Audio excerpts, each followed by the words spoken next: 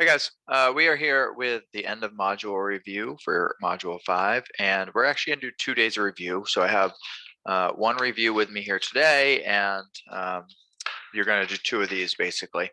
Um, and you can use this video for either. So the numbers are different, but the concepts are the same, and the problems are basically structured the same. So whether you're watching this in the evening after we have done our first day with it and you're trying to review what we did, or whether you're watching this on the second day trying to prepare yourself in class to do the second sheet independently, this video should be able to help you.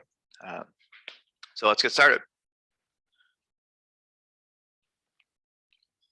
Just like we have experienced in the last few modules, this is very similar to the end of module assessment. Again, the numbers are different, but the types of problems are the same. Erin put 5 equally spaced hooks on a wall so she could hang picture frames. The whole length from first hook to the last hook. So what they're saying there is one hole is from there to there. I'm actually going to put 0 to 1. Like this is my whole wall of picture frames right here. When I'm here, I'm at, I haven't covered any of the wall yet. And when I'm here, I've fully covered the wall basically, or the portion of the wall that has pictures on it. On the picture below, label the fractions of the wall's length where each hook is located.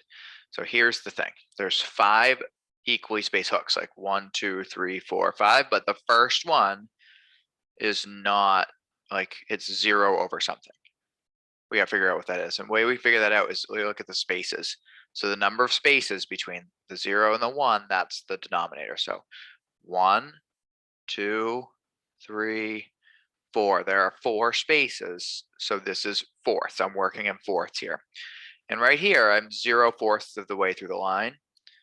1/4, 2/4, 3/4, 4/4. Let me caution you here that what happens often is people see the number 5 up there on the problem. They're like, oh, we must be working with fifths. But remember, this is the type of problem where that first dot has to be the 0, has to be the start. And so in this case, we're working with fourths instead of fifths because that fifth dot is for the 0. So and then we have 4 others for 1, 2, 3, and 4. All right, at what fraction is Erin's favorite picture frame if she hangs it at the halfway point? So basically she's saying 1/2 equals what fraction on this number line, right? And we can see that 1/2 equals 2/4. 1/2 is the same as 2/4. So I wrote 1/2 there, and that's the same as 2/4. Because we can see that 2/4 has 2 spaces to the left of it, and it has 2 spaces to the right of it. So there's half is to the left and half is to the right. Write a fraction that is equivalent to your answer for part B. So part B, 1/2 equals 2/4. When it says write a fraction, it means an additional fraction, some other fraction that equals 1/2.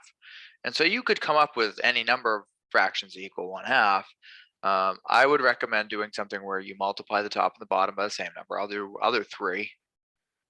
So 2 times 3 is 6, 4 times 3 is 12, 6/12.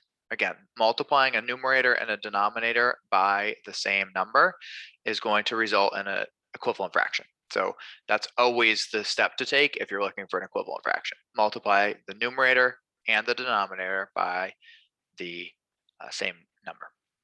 Again, numerator equals top number, denominator equals bottom. Just like that. All right. We're moving on to the next problem, problem 2. We're leaving the picture hanging behind us, and we're moving on to Josh, who is, apparently he's also using pictures.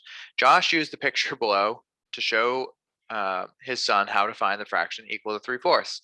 Explain what Josh might have said and done using words, pictures, and numbers. So pictures in a different sense than we were talking the last problem. Sorry, I got confused there.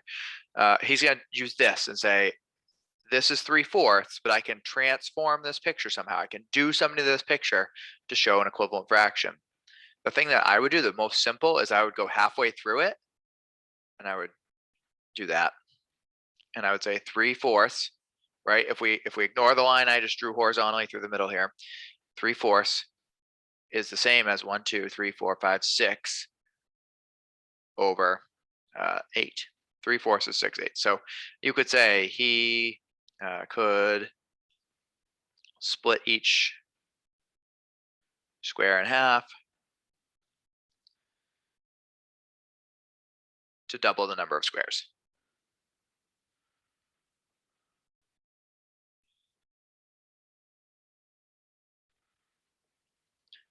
And when you do that, you're basically like what you're doing, just this is a little extra for you, is when you double the number that are shaded in to get 6. And when you double the total number, 4 times 2, you get 8.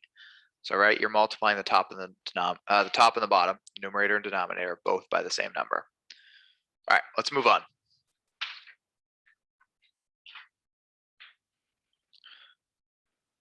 Samantha and her sons have the exact same chocolate bars. Exact same. That means the holes are the same. Samantha has eaten 4/8 of her chocolate bar. Let's draw that. So she has 8s.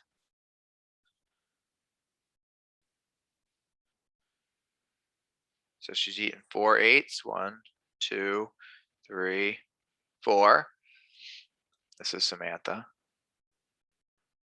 Put Sam for an abbreviation. Her son has eaten 3/8 of his.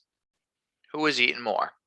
Explain your answer using words, pictures, and numbers. I'm definitely using a picture for this because I can show really clearly. This is that same concept we were working on recently where we're comparing fractions with similar denominators or the same denominator. This is son.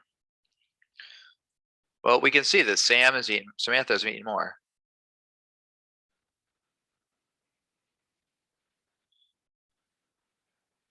A basic explanation would say something like 4/8 is greater than 3/8. I'd be satisfied with that. I'd be thrilled if you wrote that sentence and drew that picture for me. I would say you've done enough. You could do this if you want. You could add that. I'd be even happier. If you want to take your response to the next level, you could say something about how when two numbers have the same denominator, the one with a smaller numerator is a smaller fraction. You could do that too, right? Or the smaller number. So that would be another way to go about that. But if you did this, if you show me the picture and you wrote a sentence talking about how the two fractions compare to each other in terms of size, then I'd be equally as happy. That would be just fine. All right, Sam's Sub Shop sells subs that are 4 feet long, which is pretty large. Label the number line to show how Sam's Sub Shop might cut their subs into 1/3 of a foot. I'm messing this reading up pretty badly, guys. Bear with me. Let's try it one more time. Label the number line to show how Sam's Sub Shop might cut their subs into 1/3 of a foot long. Actually, it was more like that was an awkwardly worded question. Label every fraction on the number line, including renaming the holes. Including renaming the holes. I'm going to underline that so we don't forget to do it because that's an additional step. That's one of those things where like this problem is worth a certain amount of points, and like you might get most of the points for doing everything else, but miss points if you miss that part. So don't forget to do it. So we see 1, 2, 3, 4. It's cut into that's 4 feet. So 1 foot, 2 feet, 3 feet. Oops. 3 feet, 4 feet, and this is 0 feet. So again, this is a sub. It's 4 feet long, right? Don't get confused and say I'm going to split the whole thing into 3 parts because each foot is 1/3 is split into thirds, right? So I take this foot right here and I cut it into thirds. So I took the first foot and I cut it into thirds. I take the second foot between 1 and 2 and I cut it into thirds. I take this foot from 2 feet to 3 feet and I cut it into thirds. And I go from 3 feet to 4 feet and I cut that into thirds as well. Right. So now I've showed on the number line how to do it, but I also have to label the fraction. So I have 0 here. I'm going to put these numbers up top and I'll do my fractions down below. So 1, 2, 3, and 4, and 0. So 0 thirds, right? I'm working in thirds. That was given to you right there. 0 thirds, 1/3, 2 thirds. Now I get to the whole number, 3 thirds, and I know when my numerator and denominator match that equals 1. And then I just keep going. 4 thirds, 5 thirds, 6 thirds, and I can always check this when I get to a whole number. Multiply my whole number times my denominator, make sure it matches that numerator, and it does. 2 times 3 is 6. 7 thirds, 8 thirds, 9 thirds. Again, check the whole number times the denominator. Does that match the numerator? It does. 3 times 3 is 9. 10 thirds, 11 thirds, and 12 thirds. And again, 4 times 3 is 12. So I check at that whole number interval. I check to make sure that I'm on the right track. It's a good double check. Okay, Sam's sub shop cuts the sub into pieces that are 1/3 of a foot long. 3 customers each eat 1 piece. What fraction of the whole sub is eaten? Explain your answer using words, pictures, and numbers. This is a tricky question, right? Tricky question. We're going to replicate this number line from up here, right? 1, 2, 3, and 4. 0 feet, 1 foot, 2 feet, 3 feet, 4 feet. And I'll put my thirds in here as well. So I have 3 people. I'm just going to make a note. 3 people each eat 1/3 foot. Again, they're eating 1/3 of a foot, not 1/3 of the whole sandwich. So person 1 eats that piece. Person 2 eats that piece. Person 3 eats that piece. We're done with people eating. So the question was, what fraction of the whole sub was eaten? Well, the whole sub was 4 feet long, and 1 foot got eaten. So I'm going to compare. I have 1, 2, 3. I have 4 feet, and 1 was consumed. So this line now has been cut into fourths.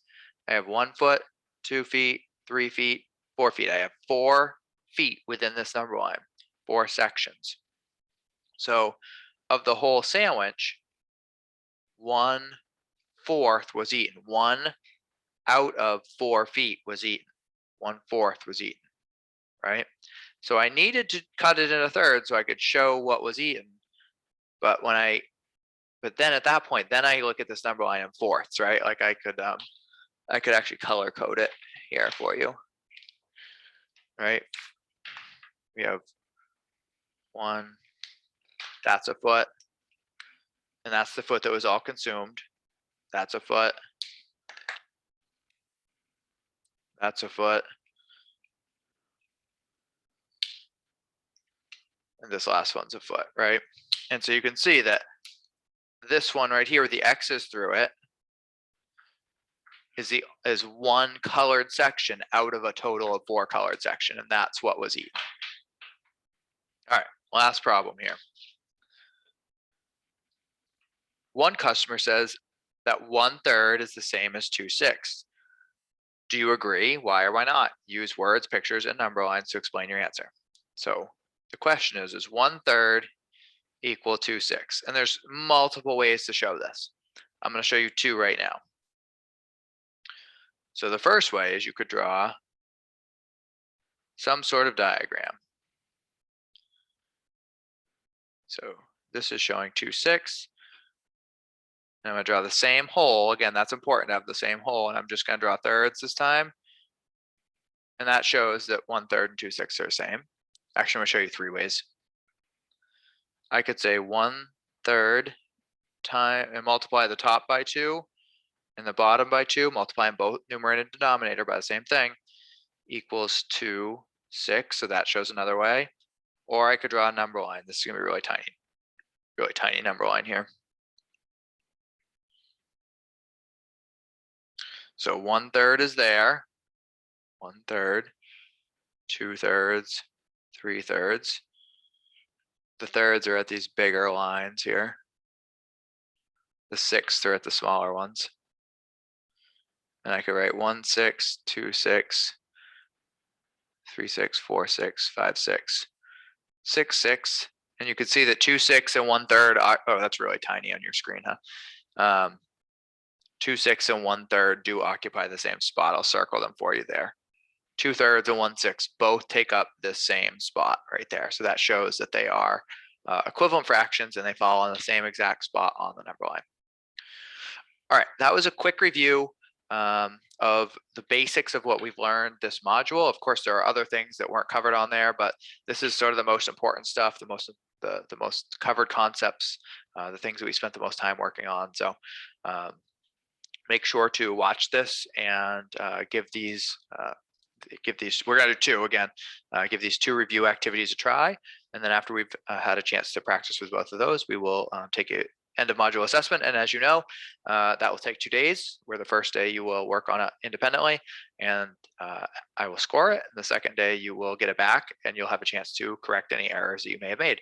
But hopefully, if you watch this review video and you spend a lot of time practicing, and maybe even go back and watch some of the other review videos if you're, or videos of any other lessons in Module 5 if you're a little stuck, hopefully we won't have too many incorrect responses on the assessment because you guys have all the opportunities to practice and go back and watch things that you're stuck on and really secure your understanding and make sure that you're prepared and ready to move on through the rest of this unit and on into what we're going to do next in Module 6. All right, guys, I'm proud of you guys. You worked really hard this unit. I know it was tricky and you put in a really good effort and that means a lot. Keep it up.